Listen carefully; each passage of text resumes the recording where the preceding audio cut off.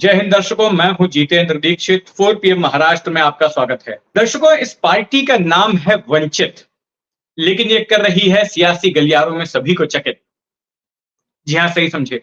मैं बात कर रहा हूं वंचित बहुजन आघाड़ी की, डॉक्टर बाबा साहेब आंबेडकर के पोते प्रकाश आंबेडकर की पार्टी, जो कि महाराष्ट्र का जो विपक्षी गठबंधन है महाविकास आघाड़ी, उसकी सदस्य है। लेकिन जब से महाविकास आघाड़ी से ये पार्टी जुड़ी है, तब से इसने महाविकास आघाड़ी के बाकी के घटक दलों को, यानी कि कांग्रेस को, उद्धव ठाकरे वाली शिवसेना को और शरद पवार वाली एनसीपी को टेंशन दे रखी है। एक के बाद एक कोई ना कोई मांग वंचित बहुजन आघाड़ी की ओर से की जा रही है और इनके नेताओं की ओर से ऐसे बयान दिए जाते हैं जिससे कि इन आघाड़ी के बाकी घटक दलों के नेताओं की दिल की धड़कनें बढ़ जाती हैं।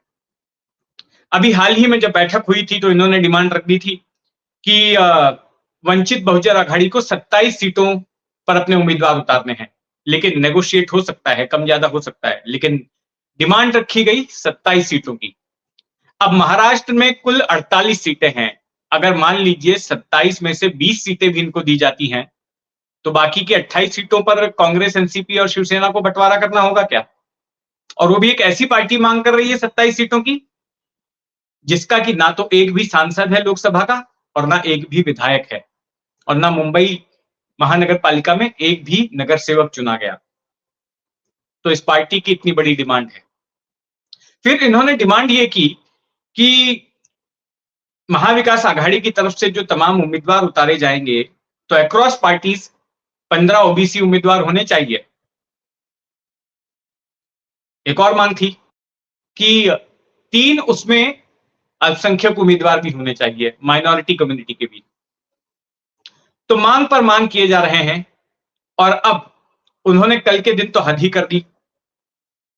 दैनिक भास्कर में ये खबर आई ही है, जिसके आधार पर मैं बता रहा हूं, क्योंकि आधिकारिक तौर पर बयान नहीं आया, लेकिन खबर ये आई है कि इन्होंने 3 सीटों पर अपने उम्मीदवार उतारने का फैसला कर लिया है और बिना महाविकास आघाड़ी के बाकी के घटक दलों की सहमति से, बिना उनकी मंजूरी के। जब आप एक तरफ महाविकास आघाड़ी में शामिल भी हैं, तो दूसरी तरफ अपनी मर्जी से 3 सीटों पर उम्मीदवार कैसे उतार सकते हैं? यह बड़ा सवाल है। लेकिन पार्टी ने ऐसा किया। जो 3 सीटें हैं मैं आपको बता रहा हूं। एक अकोला की सीट है, जहां पर प्रकाश आंबेडकर खुद चुनाव लड़ने वाले हैं। दूसरी सीट जो है वर्धा की है, विदर्भ इलाके की सीट नागपुर के पास। वहां से चंद्रहार पाटिल इनके उम्मीदवार हैं, वो चुनाव लड़ेंगे। और तीसरी सीट है सांगली की। सांगली की सीट से चंद्रहार पाटिल लड़ेंगे। जो वर्धा की सीट है, वहां से राजेंद्र सालुंके लड़ने वाले हैं। तो इन 3 सीटों पर एक तरह से ऐलान कर दिया गया है कि इन 3 सीटों पर वंचित बहुजन आघाड़ी लड़ेगी। अब साथ में यह भी खबर आ रही है कि प्रकाश आंबेडकर ने अपने नेताओं को बोल दिया है कि अब महाविकास आघाड़ी की बैठक में शामिल होने की भी जरूरत नहीं। तो अब इससे सवाल खड़ा हो गया है कि क्या वंचित बहुजन आघाड़ी महाविकास आघाड़ी का सदस्य रहेगी या फिर इनके साथ में यह गठबंधन टूट गया है?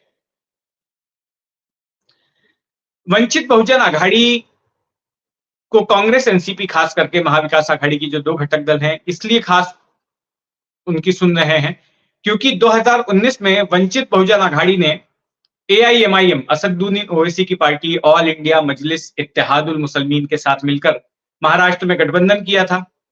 अब उस गठबंधन में हुआ ये कि वंचित बहुजन आघाड़ी को तो एक भी नई सीट मिली, लेकिन एआईएमआईएम को एक सीट मिल गई औरंगाबाद की, जहां पर उनके सांसद चुने गए इम्तियाज जलील। लेकिन भले ही वंचित बहुजन आघाड़ी एक भी सीट ना जीत पाई हो, लेकिन उसके उम्मीदवारों ने कांग्रेस और एनसीपी के उम्मीदवारों के वोट काटने का काम किया। वंचित बहुजन आघाड़ी का वोटर बेस भी वही है जो कि कांग्रेस और एनसीपी का रहा है, अल्पसंख्यक और पिछड़ा समुदाय।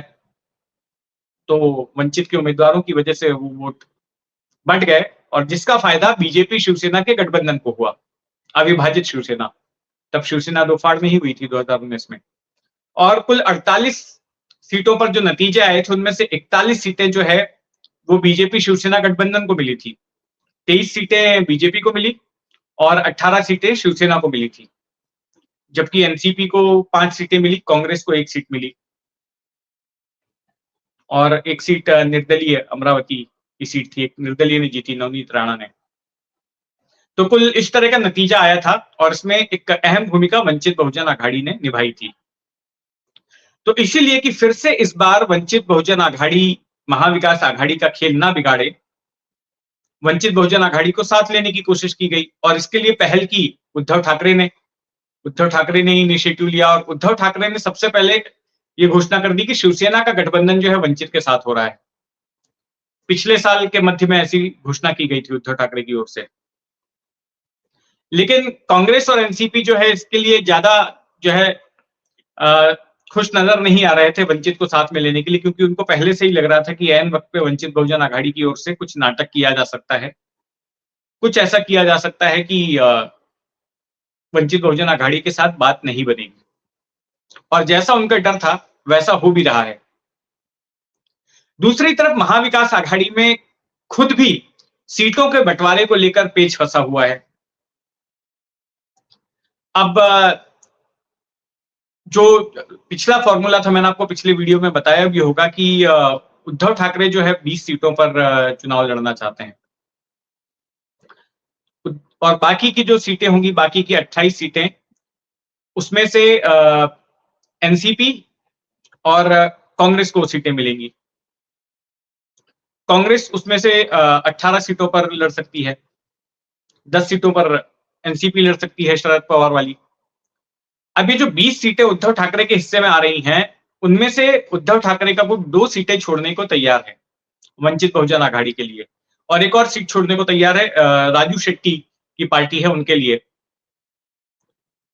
लेकिन वंचित बहुजन आघाड़ी ने तो बहुत बड़ी डिमांड कर रखी है। पहले 27 पे थे, बाद में 6 पर आ गए और अब तो 3 पर उन्होंने उम्मीदवार भी उतार दिए हैं। तो कुल मिलाकर ऐसा लग रहा है कि वंचित बहुजन आघाड़ी इस गठबंधन में साथ में नहीं रहेगी। अब 6 तारीख को एक बड़ी बैठक होने वाली है महाविकास आघाड़ी की, सीट शेयरिंग के फॉर्मूले पर मुहर लग जाएगी और उम्मीद की जा रही है कि उसके बाद महाविकास आघाड़ी की ओर से भी उम्मीदवारों की लिस्ट बाहर आ जाएगी और तभी स्पष्ट हो पाएगा कि वंचित बहुजन आघाड़ी साथ में है या नहीं है। तो देखते हैं महाराष्ट्र की सियासत में जो भी हलचल होगी उस पर हमारी नजर बनी रहेगी। आप भी अपनी नजर बना के रखें 4 PM महाराष्ट्र पर। इस खबर के बारे में आपका क्या सोचना है कमेंट बॉक्स में जरूर बताइएगा, क्योंकि आने वाला हफ्ता जो है वो महाराष्ट्र के लिए काफी क्रूशल है, काफी अहमियत रखता है। बीजेपी ने भी अपनी जो लिस्ट पहली जारी की उसमें महाराष्ट्र की सीटों का जिक्र नहीं है, क्योंकि महायुति में भी, एनडीए में भी पेच फंसा हुआ है सीट बंटवारे को लेकर। तो जो भी होगा उस पर हमारी नजर बनी रहेगी और अगर आपने अब तक इस चैनल को सब्सक्राइब नहीं किया है तो सब्सक्राइब कर लें। जय हिंद।